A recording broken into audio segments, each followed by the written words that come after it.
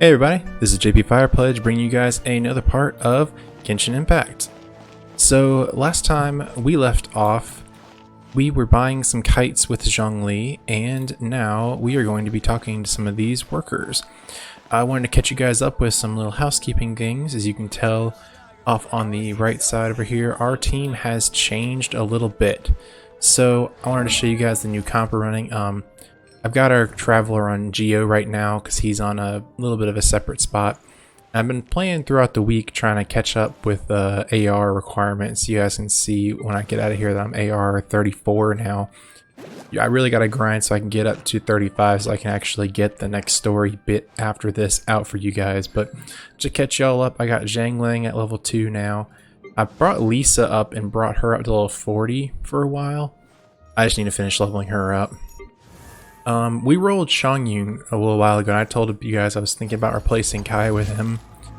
I think that was probably the best decision on this team comp I could have made, because he is a really critical buffer for my team, and he provides constant melt with Zhongling.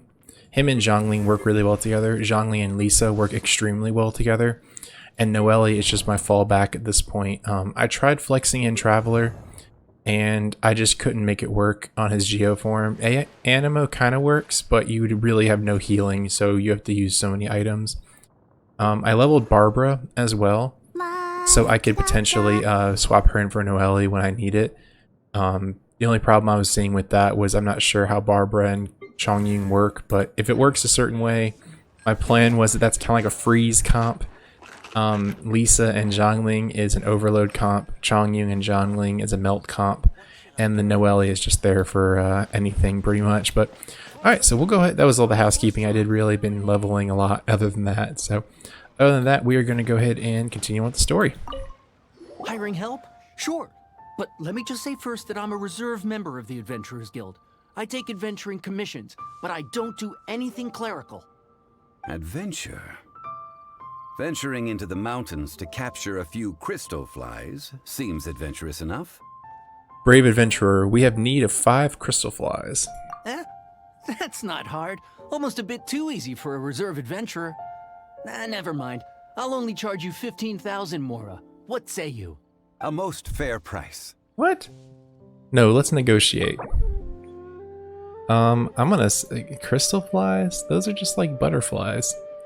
I want to see, can I get him to like, let's say 6,000. That won't do, I'm afraid. It's too little. Too little, I say. Okay, this guy's playing hardball. Let's bring it up. Let's say, he wants 15, let's say 8,500. That won't do, I'm afraid. It's too little. Too little, I say. I wonder if I'm being a little cheap. I mean, this isn't my money necessarily. Let's say 10,000. Let's try that. Let's see. No, go higher, or I'm not doing this. His mood is all the way down. I wonder what that means.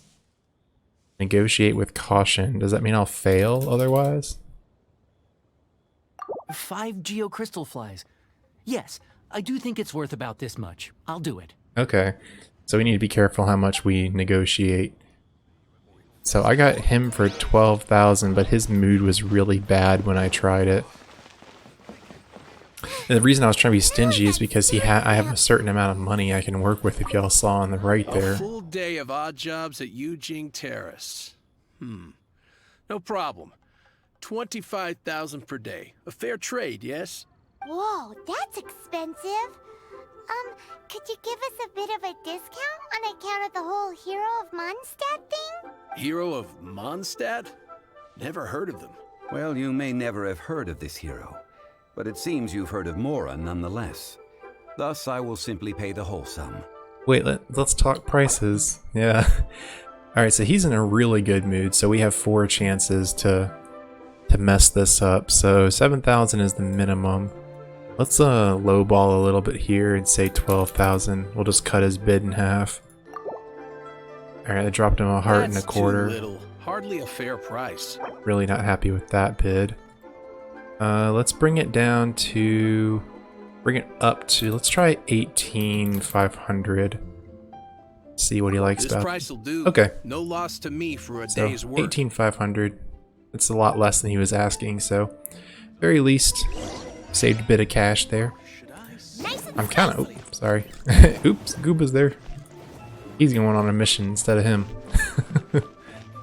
Yeah, I wonder if I get the money once I'm done with this, though. That'd be kind of cool. Oh, help? Sure. I, Tick, always put in 100% effort into everything I do. Of course, there'll be a premium if you want me to give 110%. So what's the job? Let me see. We are still missing some wooden implements over at Yujing Terrace. They aren't uncommon objects, so I didn't make any special preparations for them. Fetch me 50 tree branches and 20 stacks of timber. No problem. That'll be 20,000 mora for a single trip. How does that sound? Done. We brought too little money. This is all you got? Then no can do. Okay. So we should have gone to this guy first, honestly. Please go look for someone named Child. No. He's putting up the money? Oh, still no. Wouldn't that mean I have to make 2 trips rather than 1? How about this? Let's make a trade. I'll take what you're offering right now, and get me a single Chinxin flower, and I'll consider that payment for a detour to find this Child fellow. How does that sound? Guess we've got no choice.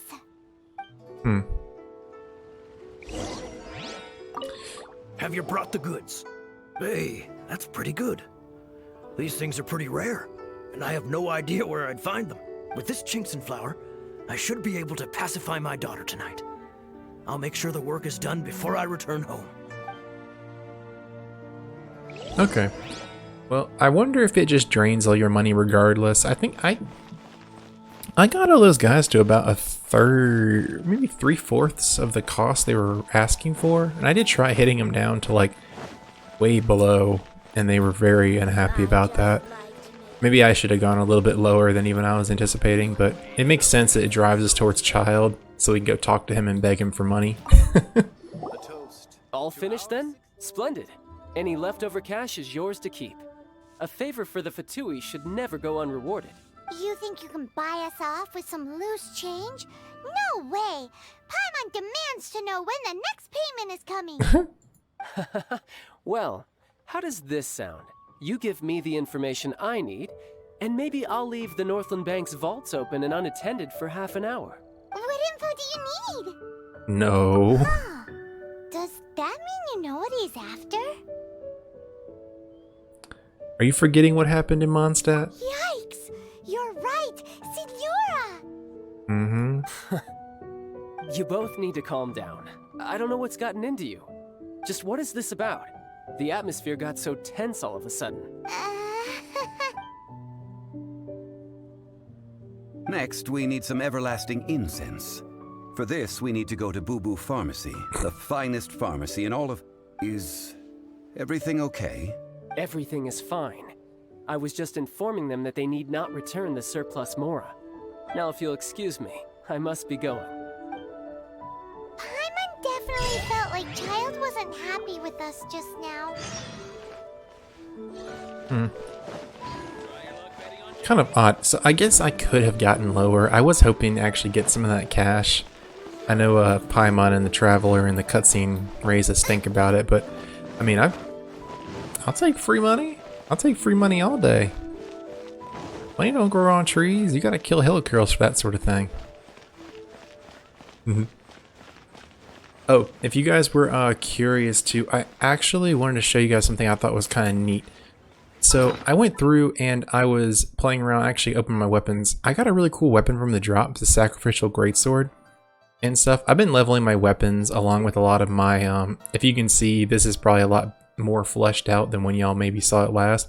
I've been really trying to get to this Gladiator's Finale because a lot of people recommend it as their primary stat line. And I'm almost close to a Wanderer's Troop set for Barbara. That's why I was going to flex her in. But I've been trying to grind the mobs, the bosses. And I just can't seem to get a lot of these. I can't seem to get a lot of these major, really nice end-gamey artifacts. That's what they're called. So, I don't know. I've been trying to do that, and it's just not turning up for me. Who is this? Huh. The reception is deserted. And it seems kinda spooky in here. Hello? Is anybody there? Welcome to Boo Boo Pharmacy. Huh? Did you hear that? Where did it come from? The reception, it seems. How about you go check it out, and Paimon will bring up the rear. Brave as always. Alright, so I guess we're gonna check out and meet a new friend.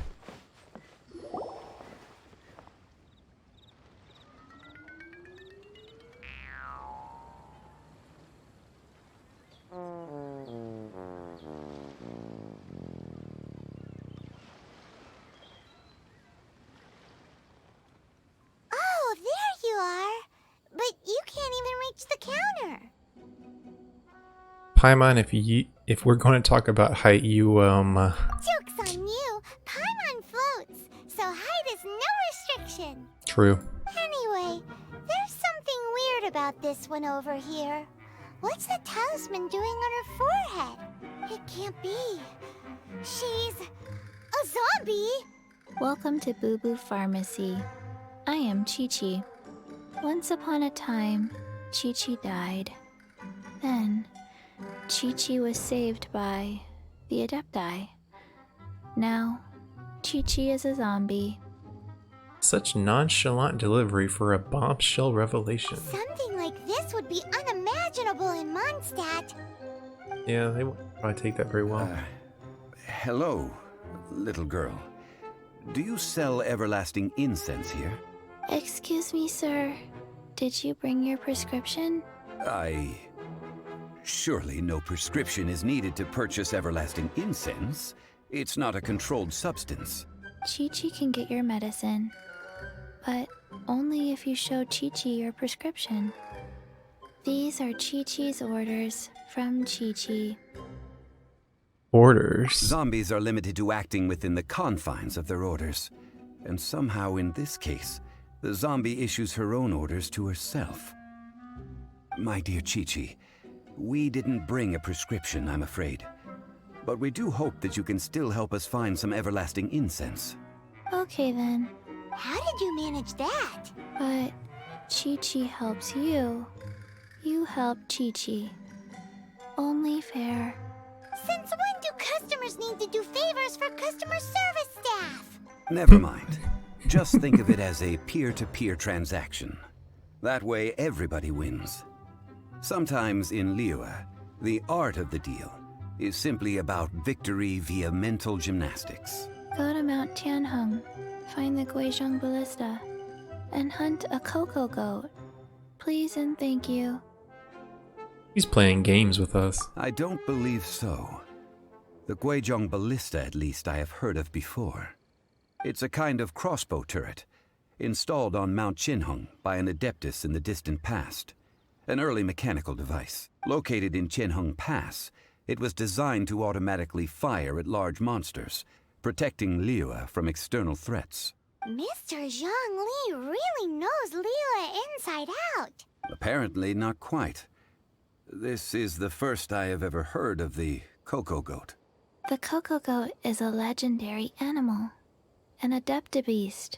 Did you want to add anything else, or...? No, just that the Cocogoat is a legendary animal, an adeptabeast. What it looks like, don't know. Where to find it, don't know either. Where it came from, also don't know. This isn't much to go on. Very well then. Let's start by investigating near the Guizhong Ballista. Perhaps we will find some clues. What the heck is a Cocogoat? But I'm wondering. It's a... Cocogoat. Go find it. Alright, so she's all about the Cocogoat. Alright, let's go find this potentially fake animal. I was gonna dress up a Dress up a goat and some Cocoa Puffs and tell her that's what that is. I gotta say, it's been really nice having all the teleporters when we do these story bits. I don't know if you guys have been wanting to see me run around, but let me tell you, it's really big, so I'm glad we're able to kind of beeline the story a little bit. Now, I know they got another character, if you guys hadn't seen it, that looks kind of like a goat. She has like horns. I think she's the only horned character in the game. So maybe we'll meet another character over here, actually. That'd be kind of cool. Let's check this. It's huge! Paimon can totally believe it took an Adeptus to build this. Ain't that big, honestly. But how do you operate this thing? Just think how much strength you would need. It is currently inoperable in any case. This device is broken. Aw, what? It broke? After millennia of wear and tear, even Adepti contraptions are difficult to maintain. So what are we gonna do? Quick, Mr. Zhongli, use your unlimited high society knowledge powers! You almost make it sound like I'm some sort of bourgeois parasite whose only utility lies in providing quaint pieces of trivia on demand. That said, let me think for a moment. Ah, yes. Spare parts were made for the Guizhong Ballista when it was first built, in case it was damaged in battle. As I recall, there is a military supply post from that period somewhere inside the pass. If we can retrieve the spare parts from where they are stored, we may be able to repair the Guizhong Ballista. One just needs to understand the basic working principles of the device. So, what you're saying is that you actually understand the working principles? I have a smattering of knowledge on the topic. With the parts in hand, I could at least tinker with it.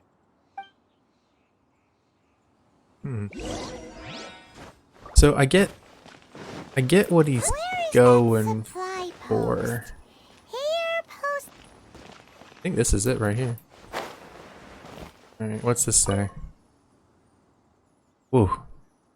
It's a lot of words. The Guizhong Ballista is an intricate machine of divine conception, and it can only come to fruition by the hands of mortal craftsmen through a tremendous degree of toil. Likewise, only through painstaking maintenance can it remain a truly mighty weapon after centuries of peace in the land. Should that ancient evil rear its ugly head and plunge the world to war once more, these spare parts shall be needed, and a craftsman of suitable caliber and character must be summoned to collect them.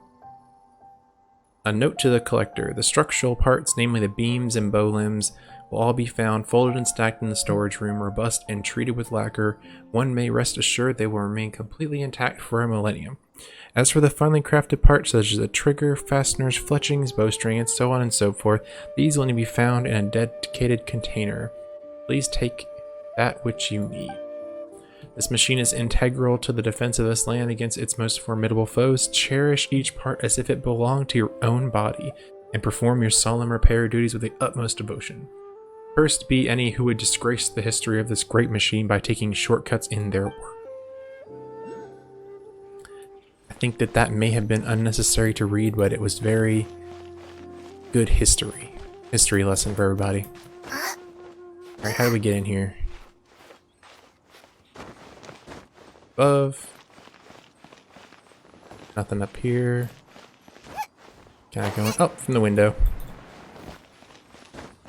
Want to still declaration of independence. Alright. Glad we brought a greatsword user. Didn't tell me I would need to break these apart. Alright, so this will open the doors. I wonder if it leaves them open. Nice, gives a little surplus. That's kind of cool. Not anything super crazy necessarily, but I'll take free stuff. I'll take free stuff when I can get it. Alright, so I gotta repair the ballista now. Where's this fancy flying boy? Is it in the, I over ride here? on wind and cloud alike. Where are you? There it is. I wonder how I get in there. Floor breakable? Nope. Here, I'll show you guys. I don't think there's any combat parts for a minute, so I'll show you guys the new team. So everyone's actually watered right now, so that's a good chance to use Chong. So he is like a front flip, and he empowers everyone. Great sword, pole arm, and sword users auto attacks to do cryo damage. That's the word for it. His ultimate's like a giant like spear spike as well. Does about the same things. And with the great sword I actually have using on him, he can continue to use his ability past when its cooldown is up. He's a very interesting little character for us to use. I like him a lot. If I can, I want to try and build a team comp around him. I think he's definitely worth it. And right here you guys can see why I was thinking about putting Barber on the team. Is because this combination of water plus cryo basically makes it so that in single target and group situations you can't take damage. Like, your enemies become stun locked, and I mean, it was lucky we got into the rain, honestly. Normally it doesn't like happen. I'll show you guys the melt combo. Basically, like now Chongling does ice with her attacks, and her pyro just like melts people. Let me put this out so I don't have to worry about it.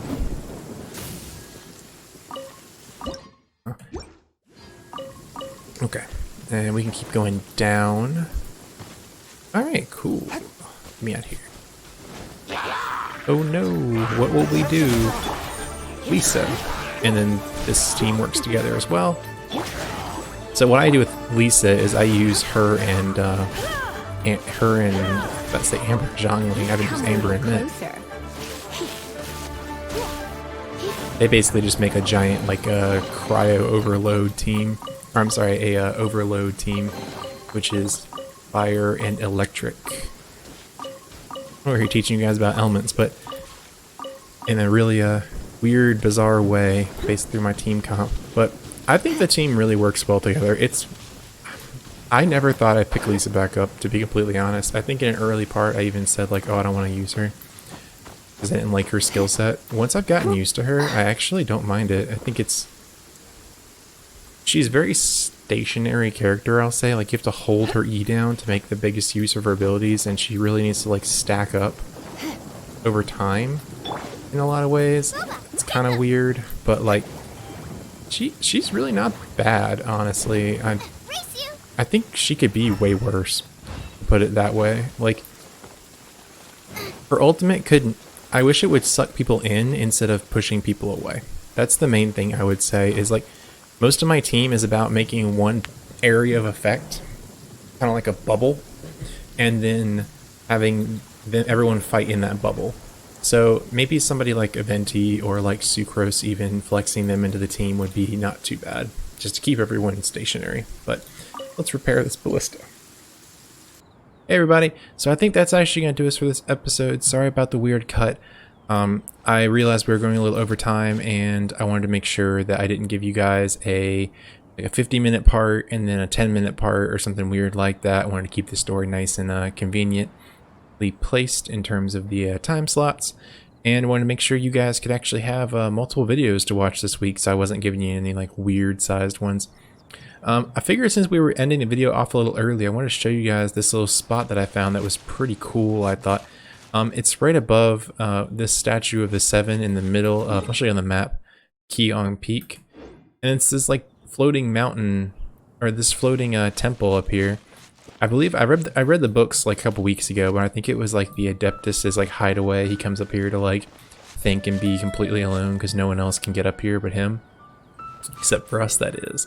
But this is actually the highest place in all of, well, that place looks a little higher potentially, but this is the highest currently accessible spot in all of Liyue, and you can fly down to pretty much anywhere you'd want from up here. Getting this is a little bit tricky. You have to unlock a couple of shrines on each of the cardinal directions of this area. Man, the view up here is definitely amazing. So I wanted to leave you guys off with me flying around up here, just give you an idea of the scope. And I think that, as I said, this is definitely going to be the end of this video. Look forward to the continuation of the story in the next one. I definitely am going to finish up all of the pre-1.1 in the next episode, and I think I'm actually the one after that. We're going to be doing the event with Fischl. where you get the free fischl. So if you guys are seeing that, make sure you log on and grab that, because you're definitely going to want to get fischl, at least get the constellation for her. So, alright guys, well without further ado, hope you guys have a great rest of your day. There's our hideaway we just came from. I've been JP Fire Pledge, and I will see you guys in the next one. Alright, see y'all later. Bye.